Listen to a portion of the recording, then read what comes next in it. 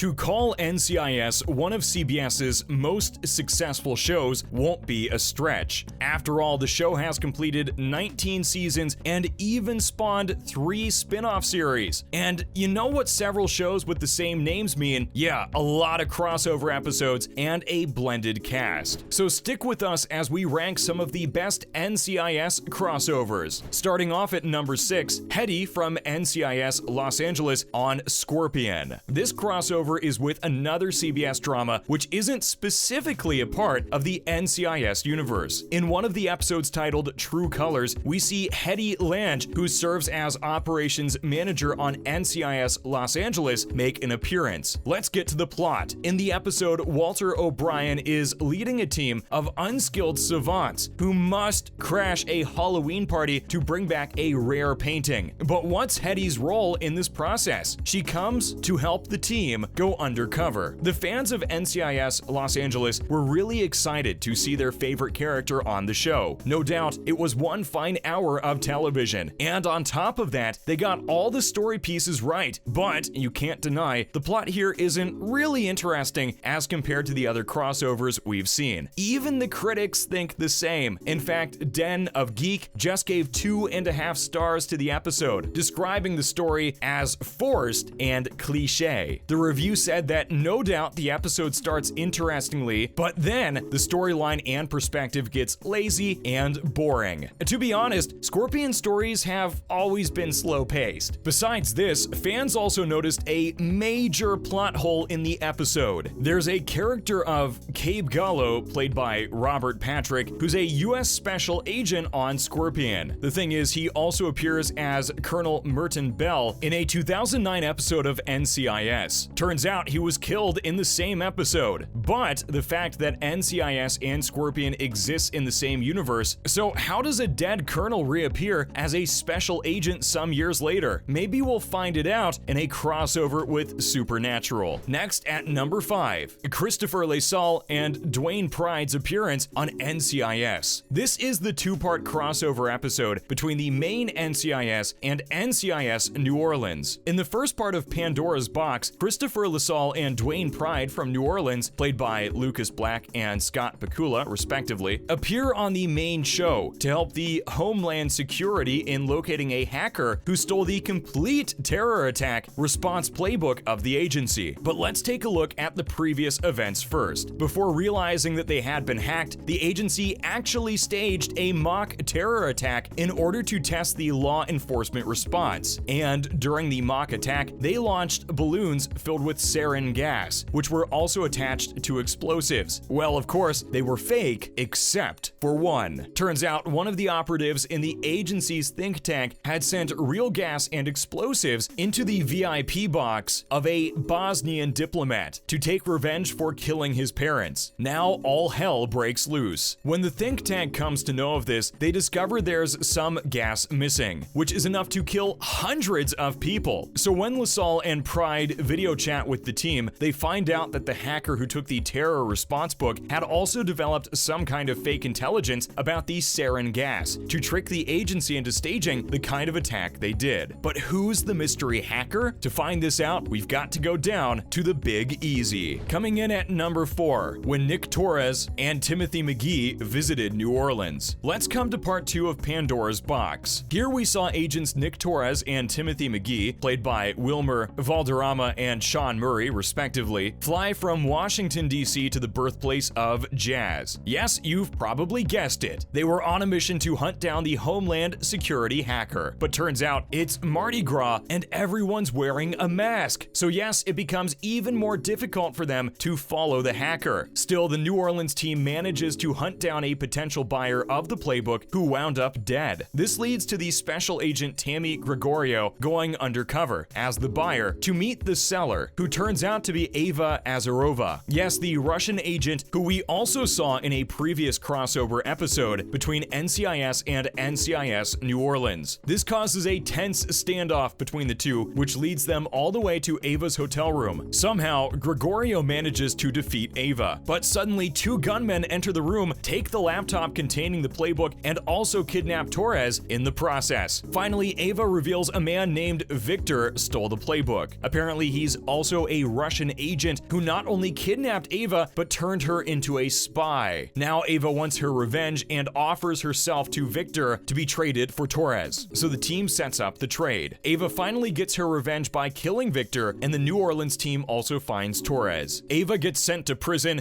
but she tells Gregorio that it was all worth it. No doubt, revenge is a dish best served cold. Up next is number 3, Tony DiNazzo in NCIS Los Angeles. This crossover was so hyped up that it ended up being on the cover of TV Guide. Michael Weatherly's fan favorite character Tony DiNazzo made an appearance in a 2015 episode of the NCIS Los Angeles. Even the showmakers were so hyped that they had been planning it for years. So yes, Tony DiNazzo would make an appearance at some point, but the producers really didn't want it to just be a short cameo. No wonder they dedicated a whole crossover episode to the beloved character. Now let's get to the storyline. This time, Tony needs to help hunt down a notorious money launderer played by Bobby Lee. Therefore, he reaches out to the Los Angeles team to assist him in his mission. And so, we see him travel across the country, from the cherry blossoms of Washington, D.C. to the hectic traffic of Los Angeles. Michael also told TV Guide that the crossover was an exciting experience for him, as his character was taken to a different environment. No surprise here, he only had tiny parts here and there in the main show. So watching the character take complete charge in a different setting was exciting not only for the fans, but for Michael as well. But he also talked about his worry of not being well received in the spin-off series. Well, you can't really blame him. We've seen the writers mess up the storylines of such hyped crossovers before, but fortunately for him, they did justice to his character. Just look at the reviews from the critics and the fans. The episode has an IMDb rating of 8.8 out of 10 stars. It's clear that the NCIS Los Angeles fans loved watching Tony on the show. And now for number 2, Tony DiNazzo in NCIS New Orleans. At this point, it should be clear that Tony DiNazzo has got the hype factor, so no wonder the makers have used him for rating from time to time. In fact, his crossover episode in NCIS Los Angeles was so well received that it made the makers sign him for another crossover, but this time in NCIS New Orleans. It was actually the second ever episode of the spin-off series. Well, they clearly wanted to boost the rating and get people talking, and it looks like they succeeded. In this episode titled Carrier, Tony enters to help the New Orleans to find the source of a bubonic plague outbreak on a Navy ship. In fact, Tony refers to himself as the Plague Whisperer. Where was he during COVID? Anyways, he teams up with Special Agent Dwayne Pride. Both take the risk of getting exposed by boarding the ship to talk to the seamen on it. While they're on the ship, they find another man who died of the plague. This leads them to find out that the infectious strain was actually made in a lab. Even a lab had also reported a similar case. They put 2 and 2 together, and yes, this is a case of bioterrorism. Turns out it was the ship's doctor who was infecting everyone. He ran a pharmaceutical company which was developing a cure for the plague, but it was on the verge of bankruptcy. Now, all desperate, he developed a get-rich-quick strategy. He ended up causing the bubonic plague outbreak so that people would buy medicine from his company and save him from bankruptcy. Now that's really sick and twisted. Finally, at number 1, when the New Orleans team visited the Mother Show. So far, we've seen the main show's characters visiting the spin-off series, but this time, the New Orleans team made an appearance on the main show in a 2-part crossover, Crescent City Part 1 and 2. In the episode, Gibbs and Dwayne Pride team up to find an impersonator of the infamous Privileged Killer. Besides this, the NOLA team visits DC to find any political connections to the case. The episode builds up a tense and intriguing atmosphere, which makes you glued to the screen till the end. That's a wrap for this video. Which is your favorite NCIS crossover? Let us know in the comments below. Make sure to give the video a thumbs up and subscribe to the channel for more exciting videos like this. See you in the next one.